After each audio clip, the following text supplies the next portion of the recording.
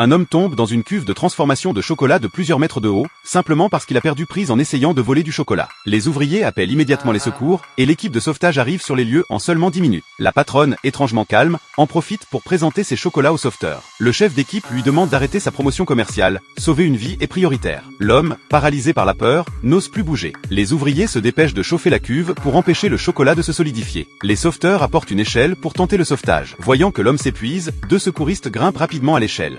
Malgré tous leurs efforts, ils n'arrivent à rien, l'un d'eux manque même de tomber dans la cuve. Y aurait-il quelque chose qui le retient par en dessous? Un coéquipier explique alors le phénomène physique, tirer vers le haut crée une dépression qui génère une force contraire aspirant la victime vers le bas. Il faut trouver une autre solution. La respiration de l'homme devient de plus en plus faible. On apporte d'urgence une bouteille d'oxygène. Juste avant que le chocolat ne le submerge complètement, on parvient à glisser un tuyau d'oxygène dans sa bouche. L'homme disparaît alors entièrement sous le chocolat. Pendant qu'on cherche d'autres solutions, un pompier arrive avec un baril de beurre de cacao qu'il verse sans hésitation dans la cuve. Ses collègues pensent qu'il ne fait qu'aggraver la situation, mais il explique que le beurre de cacao va diluer le chocolat et réduire sa viscosité. Effectivement, après un long brassage continu, le chocolat perd son effet de succion. L'homme est finalement extrait sans difficulté. Pensez-vous que cet homme mangera encore du chocolat à l'avenir ?